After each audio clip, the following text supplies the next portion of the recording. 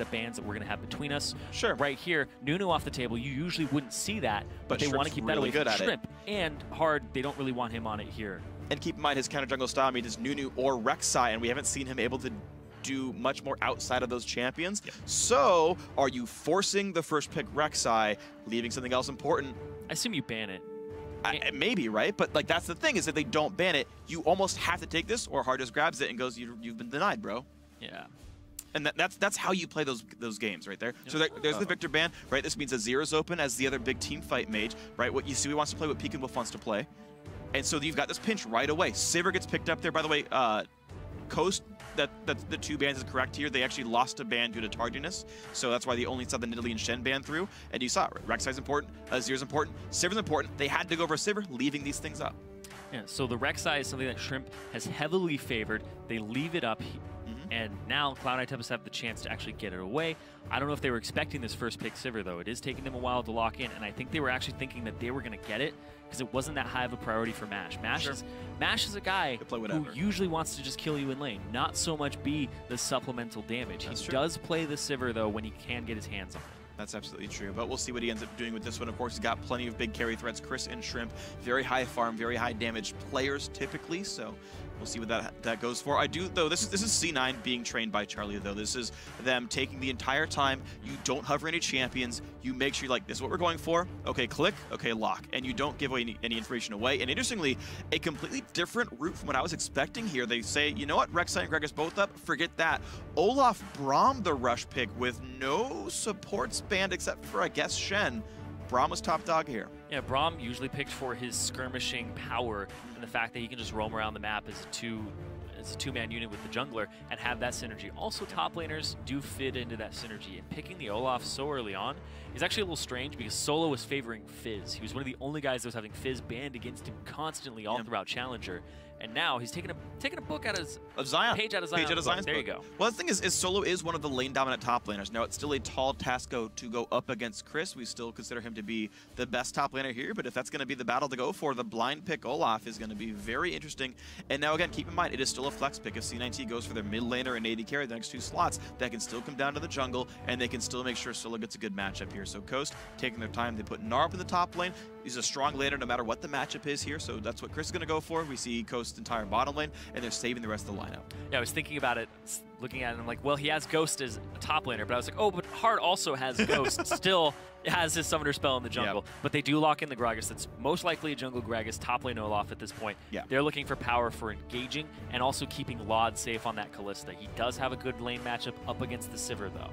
Well, it's going to be, yeah, exactly. It's a really, really good matchup here. And Braum Kalista especially is very, very strong. Braum has ways of closing the gap, making sure you land extra auto attacks, the Q into Kalista hops, you guarantee the CC practically. And his tossing him in allows him to be a really good engage tool. So I do like a lot of the C9T lineup. I think they need a Talisman of Ascension or Righteous Glory somewhere to make sure that Solo can do his job, but it's overall looking pretty good. Coast to take some time with their last few picks here. We've been talking about Rek'Sai, but of course Evelynn was still a good champion for Shrimp in general, so he may even just completely jump off what we thought was important and say it's actually something entirely different, and it is, but the Azir mid does come through. I like it. It gives them some pressure. Also, they have a lot of disengage here. They have ranged Evelynn ultimate, which is honestly better than what Rek'Sai can bring to a team fight later in the game. And right now, they're just going to have people who run at you if they want to engage, or they have kite back potential. That's the big thing here. Is this Azir being locked in for Pekin Wolf is big, and I think this is going to be one of the games where Pekin Wolf is going to be able to step up, and they're going to actually focus more into him. All right, we'll see if that happens then. Pekin Wolf definitely can do great things here on Azir. 5.14 Azir doesn't get the attack speed from CDR anymore, gets it from raking up the W, and it seems like these pro teams haven't missed a beat. So that's what he's going to go for. In this one, TF goes in the mid lane now for Yasui. So an interesting setup here. Cloud9 Tempest going to be looking to really pick on the side lanes then. Olaf can be absolutely dominant. So can Kalista Braum. And as long as Gragas shows up alongside TF, those are very, very powerful ganks. Yeah, and when you look at Coast and you look at the way that their stats break down, Pekin Wolf, he's the kind of the scrap lane. Like I said, he's the insurance policy. Picking Twisted Fate seems like a great idea against them because you want to go visit Mash. You want to go to that bottom lane as much as possible. Shut him down, shut down Chris, make sure Chris can't split push and snowball.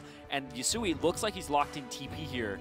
and I don't know if he's going to completely stay with that, but if he does, that gives him even more potential to visit both sides of the map and get rid of the fringes in the sides and shut them down and put more on Pekin Wolf's shoulders and see if he can deliver. That's the burden that they're going to try to put on Pekin. All right, we'll see if he can actually win the push lead in that mid lane then to allow TF to not roam. But while we load into the game, take a few seconds and get over to Twitter and predict tonight's winner. Tweet either hashtag CST win or hashtag C9T win to @LOL Esports, and we will tally up that vote in just a few minutes here. Let us know who thinks going to win this one. Crumbs yesterday said he thought this would be an incredibly close series. The numbers would not have you believe that. The stats and the seeds would not. But if C9T have improved that heavily, then they're going to be a real big threat here. Yesterday's series was awesome. Today's hope is just as good. Yeah, and last time they met, which was the last week of the regular season, they split it 1-1. So we actually didn't get a whole bunch of resolution there, but we are going to get some resolution in this BO3 to see who goes on and at least plays for a spot in the LCS, and then the other goes to the third, fourth place match. It's going to be a big one. Here we go.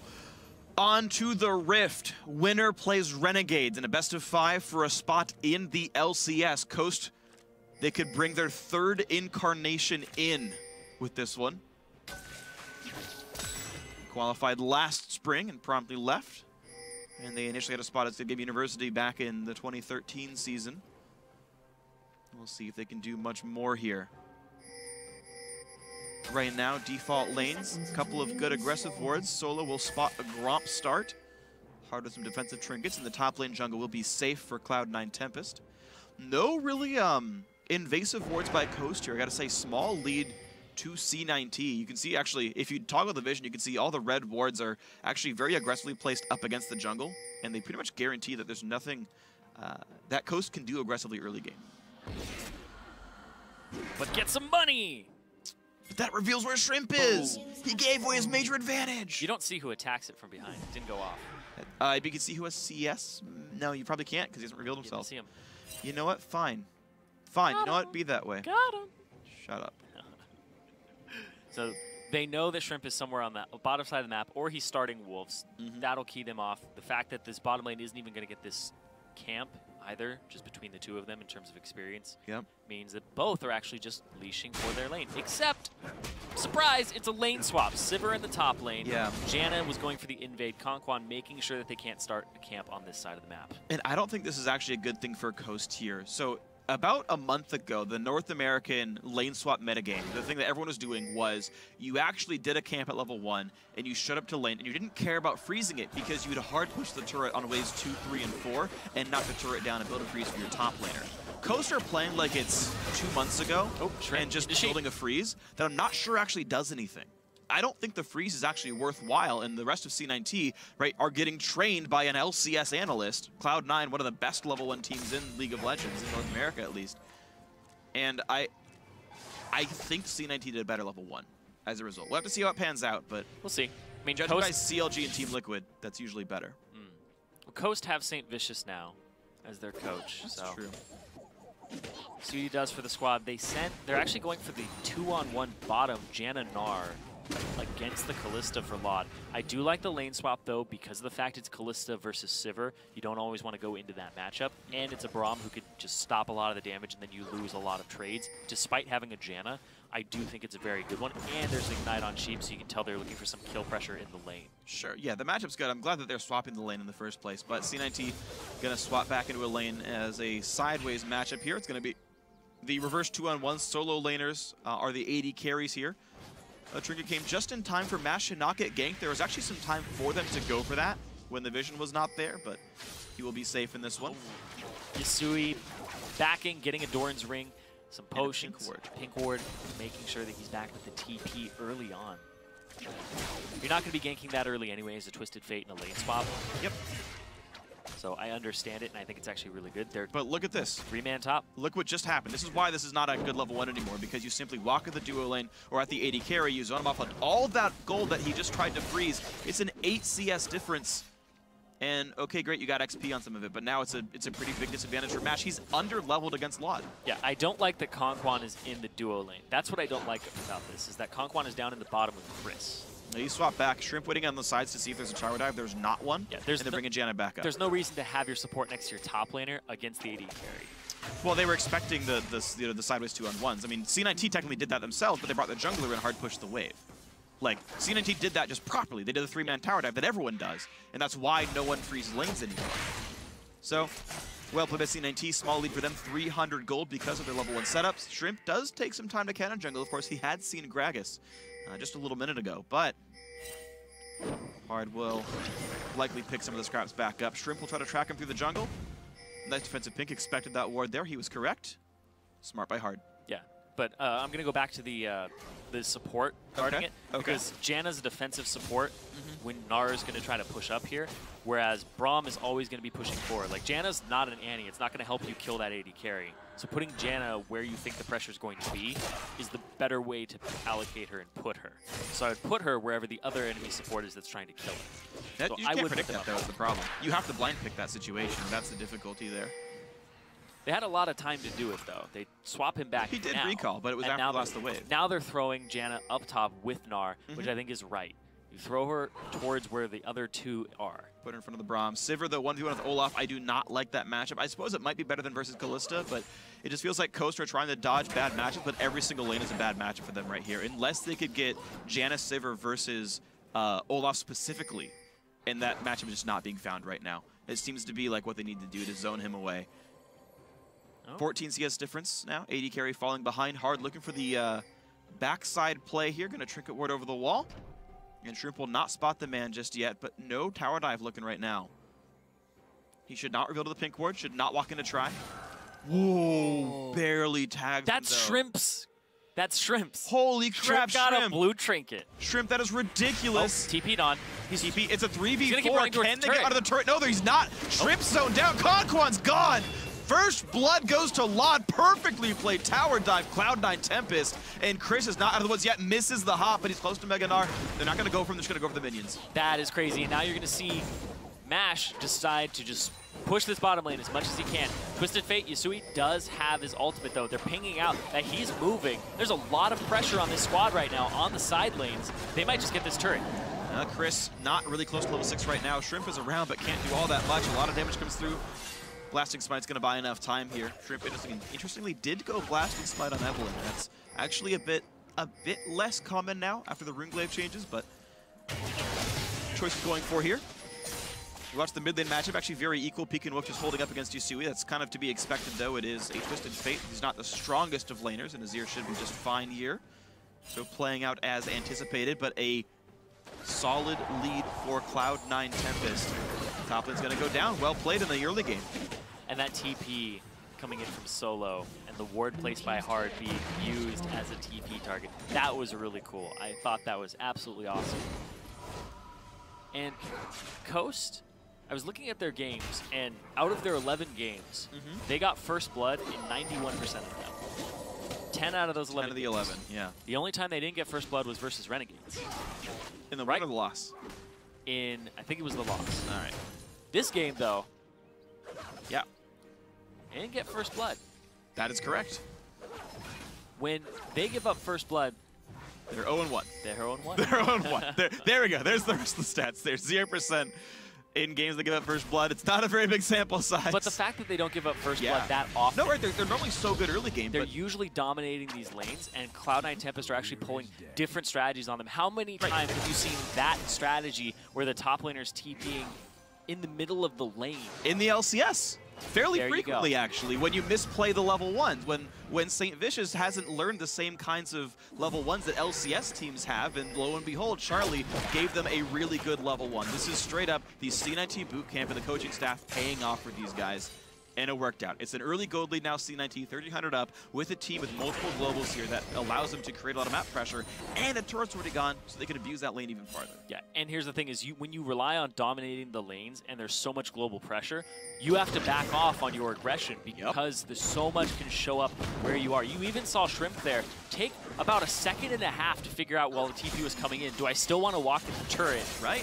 Back and forth, back and forth. You have to second guess yourself. And as this game progresses and Twisted Fate starts coming into these, you don't get that type of luxury of thinking about your positioning while these globals are coming at you. You have to think about them before they come. Yep. Do I put myself too far forward? Can he get behind me? These types of things, and that's what we're going to be seeing happening here all throughout this game is Coast. They're probably going to look a little scared in this game because they have to play further back and wait for opportunities. Sure, and I have to actually also ask then what Coast's typical scrim partners are. I know they're obviously, coming into this, they were the best team in Challenger. There's no question of that. They beat Renegades 2-1, counting the tiebreaker. Like, these guys were top dogs. And you got to expect that they were scrimming mostly LCS teams at a certain point, or at least some of the LCS teams. And so I just wonder how often in practice they were getting behind in early games. If they were getting scrims against teams like Enemy or Dignitas or something where they would actually fall behind early sometimes. Because, you know, what is their practice like in games with early deficits? You said in matches they are always ahead, basically. And if they get behind, they did lose. So now their practice from behind has to come into question. How good are they at reacting here, Shrimp? Does not get revealed by Hard. There's a flash engage. Good bot! Whoa. Holy cow! They didn't know he was there. Hard made that just happen. Conquan did not have a ward up in time, and they're just picking on him right now. He's both deaths, and they're going to keep coming for him. Hard is out-rotating Shrimp in this game. The reason they're able to get those dives top in the first place is Hard showing up, having the right jungle movement in a 2-on-1, and he's able to actually pull these moves off. He's in the right place at the right time, and he's the one who placed the ward of the tri-brush there, and he's the one who just sat there waiting for the opportunity to present itself. Really well done there. All of this is great. Yeah, and you're seeing the difference in styles too, right? Hard has done a great job of finding ganks, and yet even still, Shrimp is ahead of the guy in gold, even though he's got about 200 gold from assists here. You see a very close vote here, but Hard's made the ganks happen. We saw in Imagine versus Renegades. Moon basically hard carried game 2 by being the better ganker here. It can certainly matter quite a bit. And right now an early lead for Cloud9 Tempest as a result here, 2,000 gold up. Solo just fine on this top lane Olaf. You can see how far up this lane is pushed, and he doesn't even care. He feels completely safe against Chris and the potential of Shrimp. Backs up now, but he was pushing. No big deal. Of course, they had seen Evan for a while. Got to back off. Maybe farmer camp. See what Solo does here, but he has to wait for the wave to equalize once again towards him. You back off, play it safe. You are the team that has the global pressure, though. You're one of the globals as the top laner, so you can't overextend. You can ult TP, and if you're full health, ult TP gets you away from that gank no matter what. So yeah, but you'd rather not. Of course not. But it when you keep in mind that like you overextending, your loss is I lose a 5-minute cooldown or a 4-minute cooldown. Your gain is, I kill your turret if you don't react to me. And then how do you even make that choice as Coast then? Of like, well, we can burn a teleport by dedicating everyone to topside. Sick, that's a great idea, right? Like, it's so difficult to play around this. I really do like that Olaf is back. I think he brings a really interesting texture to the game. And he's finally a successful split pusher. I've been waiting so long for, like, hard carry split pusher top laners to come around. We see someday play Ribbon sometimes, but I'm glad to see Olaf back in.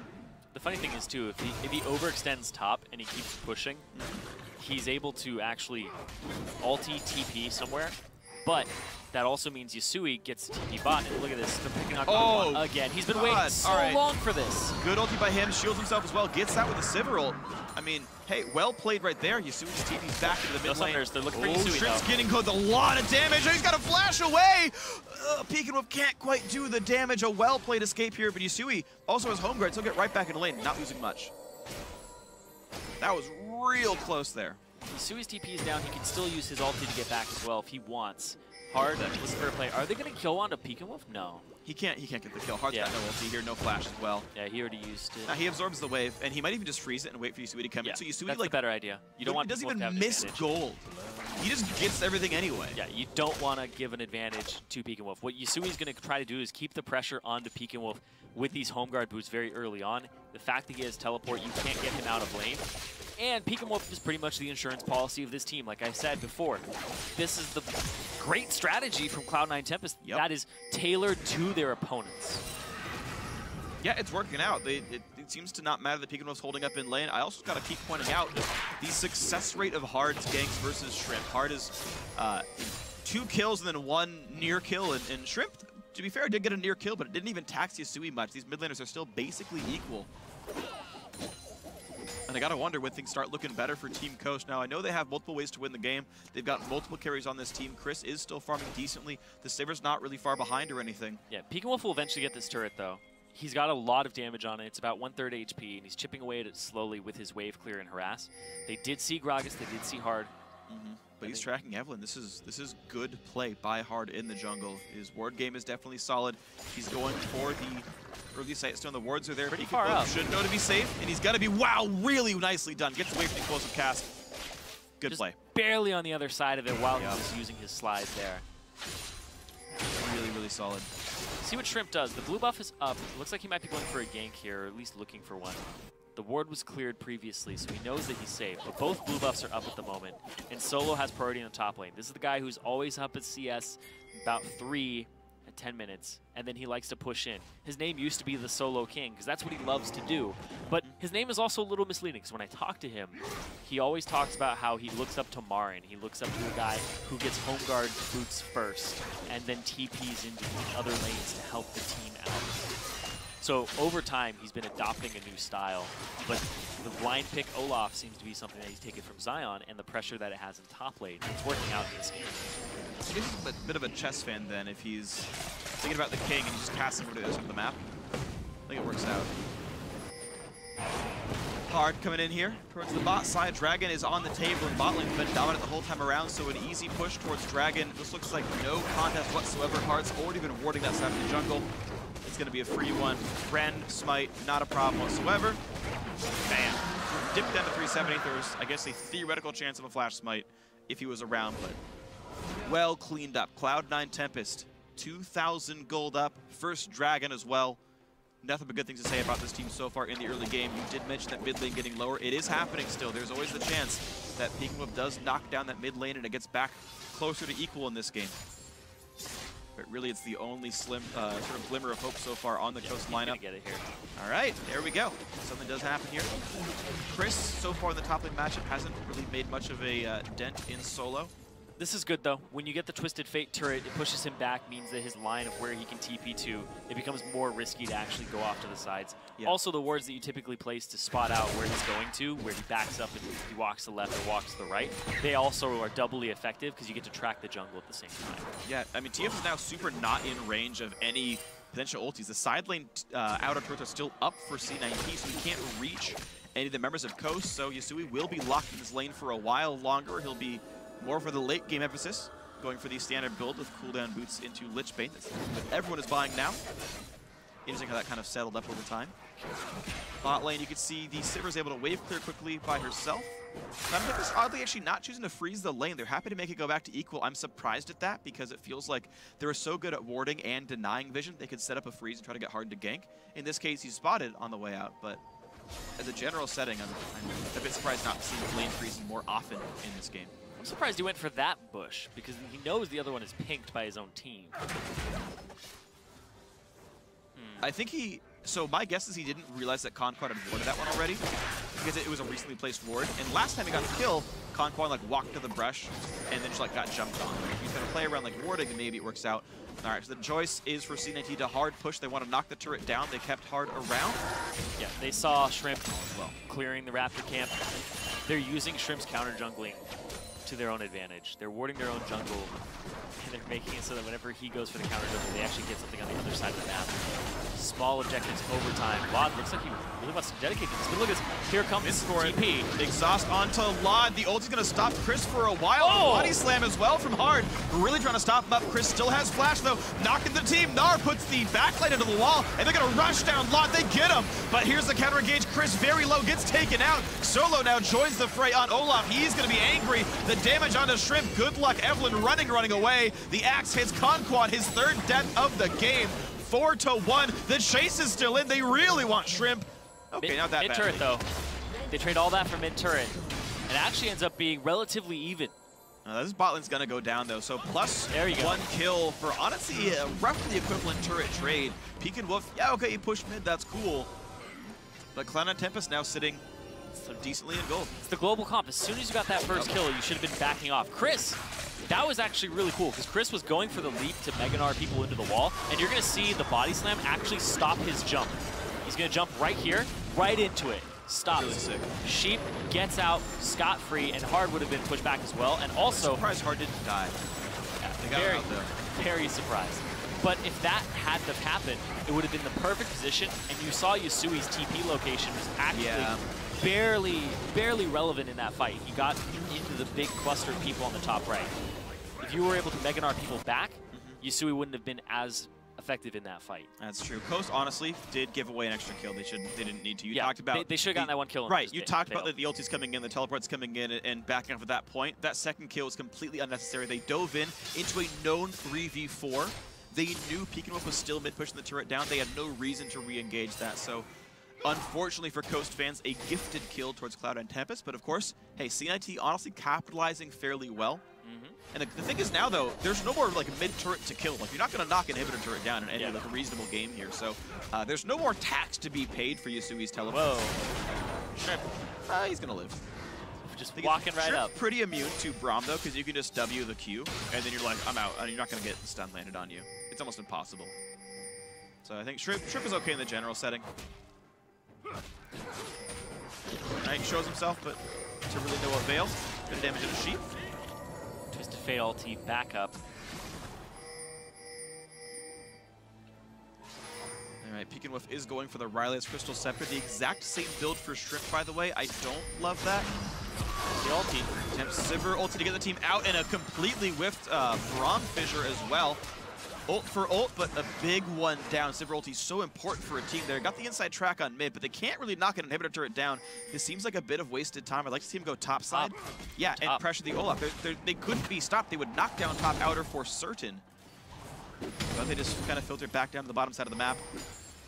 Dragon respawns in 45 seconds. I don't think Coast are going to have the mindfulness to pressure Baron to stop Dragon attempts.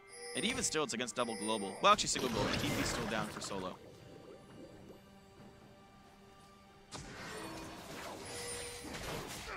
Solo also growing a lead over Chris right now. You're seeing the CS now plus 17. It's been very, very slowly, to be fair, growing over time.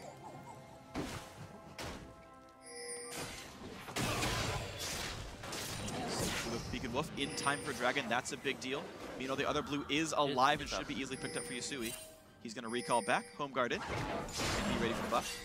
No Zonias though. Yusui's actually going for Abyssal Scepter second. I know it's really common for TS. I don't see the merit in it personally. I haven't seen it work out in a competitive game that well.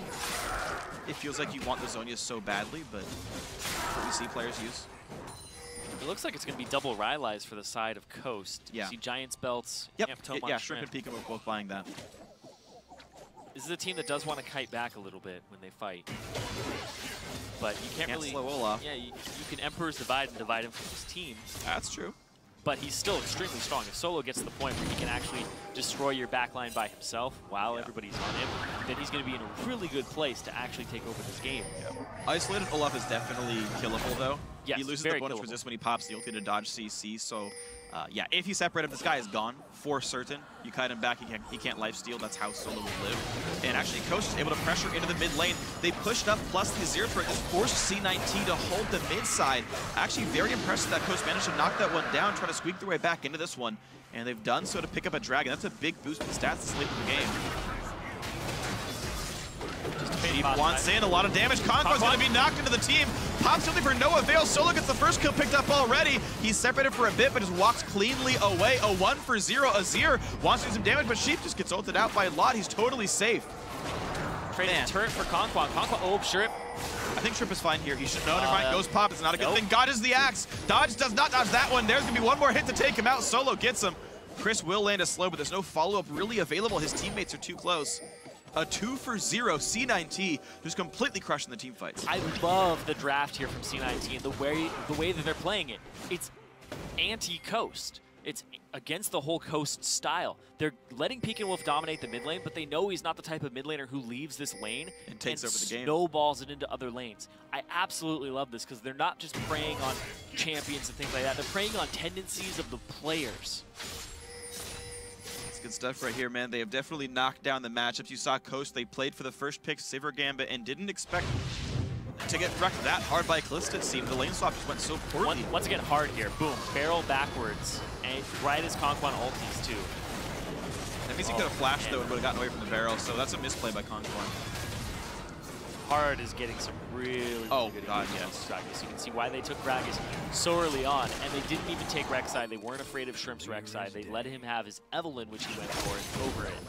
But this Gragas is doing a lot of work. You can see these first few picks for C9T. Every pick, actually, across the board working out.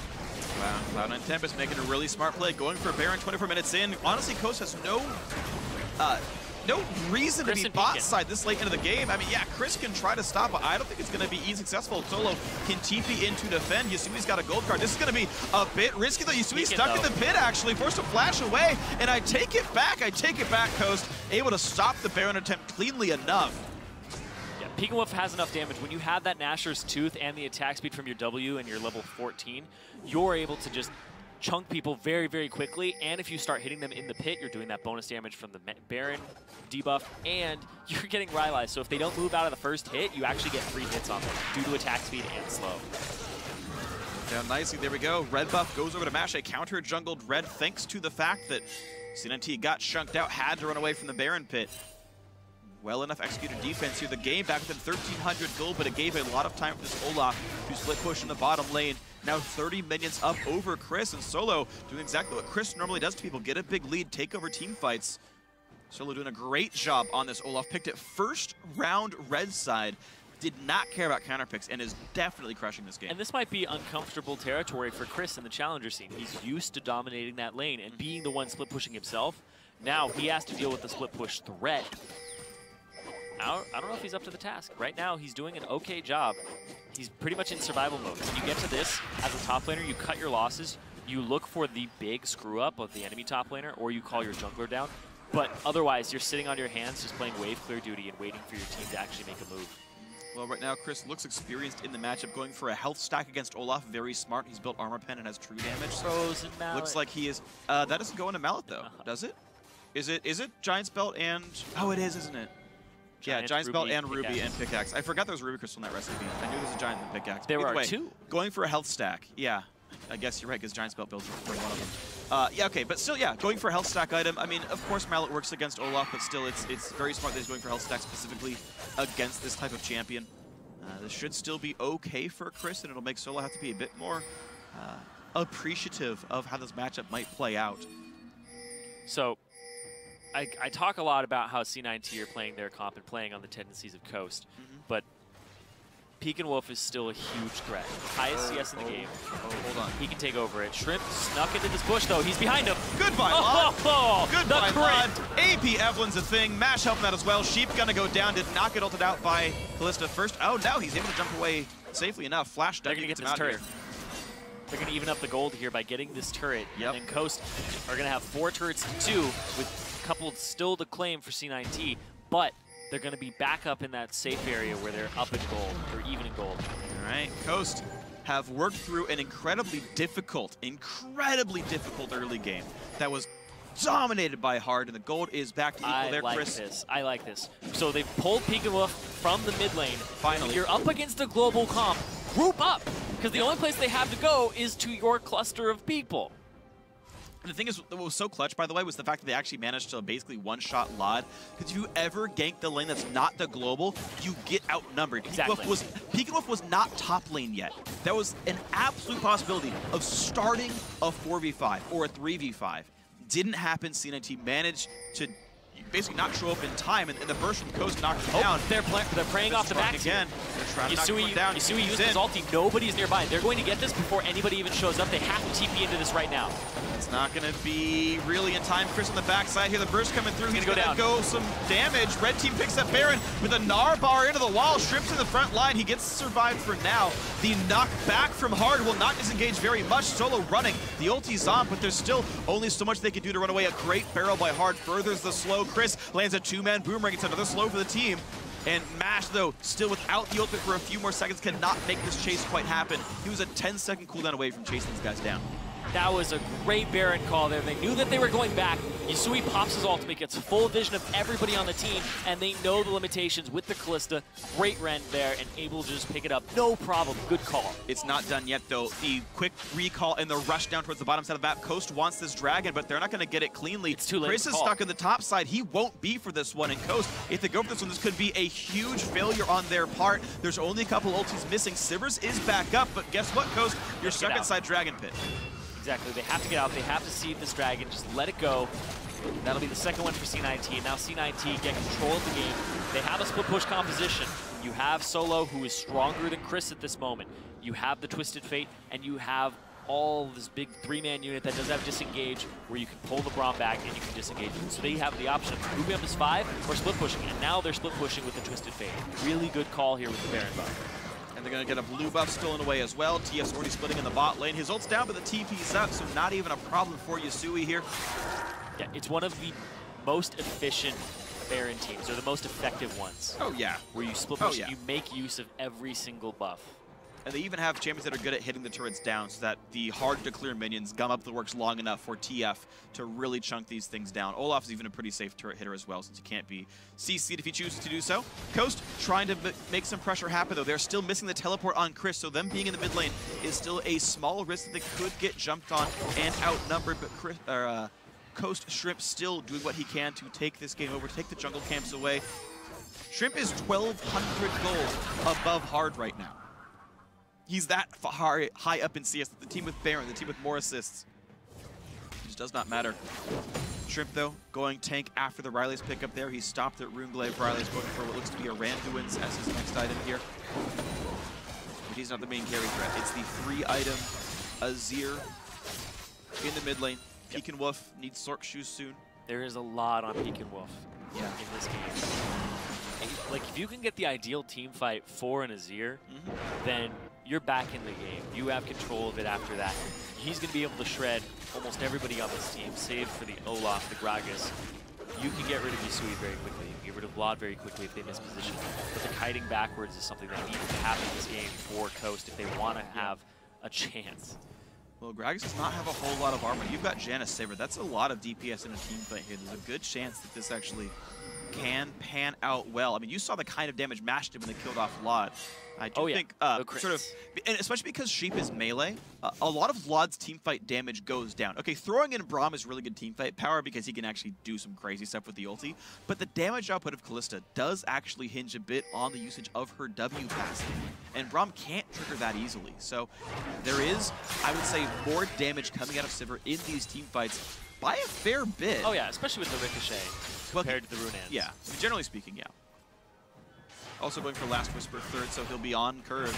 This is honestly still a very, very close game. Baron Nashor buff times out, and C9T are actually still behind in turret kills. Whether they're good at split pushing or not, nothing happened when that went down. So we're still at a 2,000 gold game. Everyone coming online here, everyone at 3 items plus. Chris with a red elixir, he's ready for the team fight. 3-item spike for both AD carries is a big deal. He doesn't have resistances, though. That's the big thing, is he's prioritized HP to duel Solo, whereas Solo is prioritizing for team fights. He's got the Randuins, he got the Hex Drinker very early on, so he's actually trying to dive the back line, and when he does survive, use the Randuins, slow people down, get to Peek and Wolf, get to Mash, and actually put threat on them so they have to hit Solo and they can't hit the back line. Well, that's the thing, is Solo can't CC, whereas Chris can, so you get to kind of like cheat your defensive stats by being, well, if you're stunned, you can't hit back, so screw you guys, where Solo's like, I'm gonna walk at you, I hope I don't die. You definitely have to build that way, but you're right. I mean, Solo is a much tankier member, and that can be a big threat. Right? Keep in mind, like, Shrimp also detoured for 2 offensive items in his build, so the front line is squishier. Yeah, and he's also kind of cheating it as well because he has the Elixir of Wrath. So when he deals physical damage to champions, he heals for 10% of that, and that includes Gnar ultimate, the W. It includes all of those things.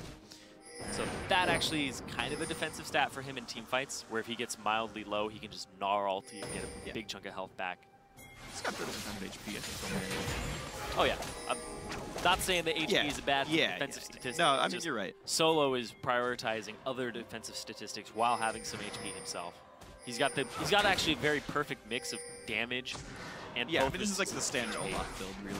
Yep. This is what pretty much everyone goes for. Looked up Zion's game's a little bit bad. The Black Cleaver. Yeah, Black Cleaver into Maw. That specifically is actually a big deal. It's for the dueling power. Look at this. It looks like Yasui's actually on the side, ready to TP in. Here we go. They're going for Bernard. They force Chris's flash, and the damage still comes through. Oh my gosh, that damage. Yeah, he can try to cheat a little bit. He lands a stun, he lands a slow, but there's no follow-up, because guess what? No one else can join that lane. So yeah, Chris burns some spells, and he does some damage, but man, imagine that mid laner had TP themselves. Pika could have crushed people. That's the strength of this kind of comp. That was so close. Chris, he wants to duel him so badly. He wants to get that kill. Here's the play though. Keep in mind, Yasui's really not around right now, so the play towards mid, they can't quite do enough. They force a couple retreats, but really it's only Hard's flash that got lost. But Coast was still pushing other sides of the map. Bot lane tier 2 goes down. And look, Chris lost the TP and a flash, but they have to put a turret down, and Coast really clawing the way back into this game. Yep, only 1,000 gold down again. Even less than 1,000 gold. They're putting themselves in a position to get Scuttle and get the Dragon, but Baron is lined up exactly with the Dragon timer right now. Well, that means C9T needs to play around those teleport timers. They have TP advantage for solo. They have, I mean, literally TP advantage for Yasui as well. So playing around one to deny the other is very easy. C9T can send like just Yasui hard, do Dragon without any issues, and just threaten Baron at all times. Say if you check us at one, we take the other. And so Coast have to play this on, I think, really smart to make this work. QSS for Laud. Yeah. QSS the Gnar stun if it happens to him. I think that's about it. Get some slows off of him, but that's really the hard CC that he'd be looking for. Possibly an exhaust, but fourth item QSS will dip his damage in comparison to Mash, who looks like he's going to go for a Bloodthirster. Right, Coast going to go for the hardcore play. They're going to hope it works. Of course, Solo has teleport. Exactly. They can show. So Coast just hoping this works out. Here's the teleport. 4,000 health. How good are their smites? There they go. Picked up by Shrimp. Hard stunned up, and the fight has begun. The knockback means Solo is alone. Exactly as they needed it to be. And Coast can now chase Shrimp. The three-man slow. They go in. Hard to disengage, but it's a Riley Zazir. A double kill for Mash, and Coast still pushing in. Yasui's gone as well. 3 kills plus Baron, perfectly executed by Coast. That's the perfect fight right there. Force the Baron, force the TPs, and then section off Solo. They're still gonna get Lot too. Lot. And by the way, mid is easy. They'd already knocked down 2 turrets because of the dedication to the lane by Pika Wolf. This is at least the inhibitor. There's a wave right here. They might get game. It's gonna be close. They will try. They will try, but it's not a guarantee. It's gonna be tenuous. Sheep they're gonna get the big shield. They're gonna try certainly Solo up in 5 seconds. Turret number 1 might be going down, but minions are not in range, so it's not a backdoor bonus. Shrimp losing some health. Shrimp and Sheep still blocking some damage. Now Hard's alive, and Coast they're going for Braum. 5v3, trying to win. They're losing some health, but Hard coming in. They're pushing in. Chris has attack damage. Sheep goes down. Solo knocks down Conquest. A double kill. Chris trading blows back and forth. But in they go towards the Nexus, and alive comes Kalista, but not in time. That's the game. A comeback win in game 1 for Coast. Oh man, that one play. All you need is that one play. Yep. And then they outplayed them. Peak and Wolf with the zero ulti, exactly how I was talking about it. It'll put Solo in a bad place, and they capitalized, took the fight, knew their limits there at the end. You were saying, I don't know if they're going to go for it. I'm like, I think they are going to go for this. Sure. And then they end the game off that one play.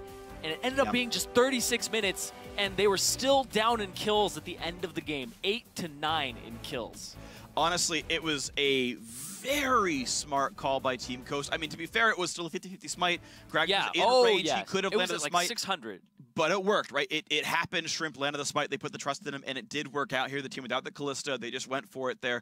C9T were late to the party. That, to me, is a little bit inexcusable. I really feel like in a perfectly played game, C9T sets the wards up, is aware of the Baron attempt, and just does like a 2-man dragon and saying, you can't go for Baron. But as it happened, Coach was there first. They got it down to 2,000 health before the rest of C9T were in range. When the engage came in, the Azir ulti didn't even touch Kalista. It didn't touch half the members of the team. It was Olaf and Gragas being in melee range with no one else around and overcommitting to the Baron fight, hoping they would stop it. There was a fatal flaw, a fatal mistake, and down it went. And a lot of the strength of a global comp is the fact that these characters are not super good inside of a team fight. Of course not. Twisted Fate, no Zhonya's that game.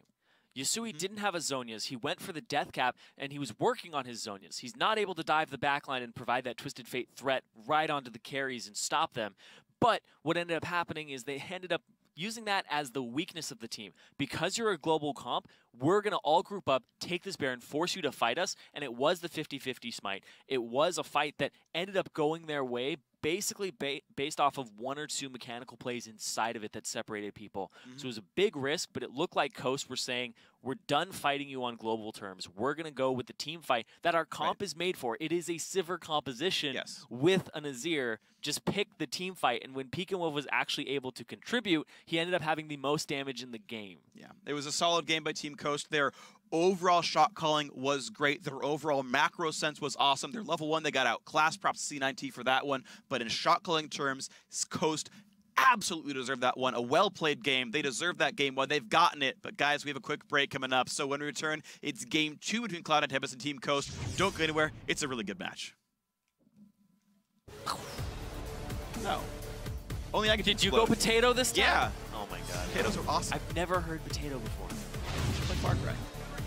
Very low, gets taken out. Solo now joins the fray on Olaf. He's going to be angry. There they go, picked up by Shrimp. Hard stunned up, and the fight has begun. The knockback means Solo is alone. Solo knocks down Conquest on a double kill. Chris trading blows back and forth, but in they go towards the Nexus.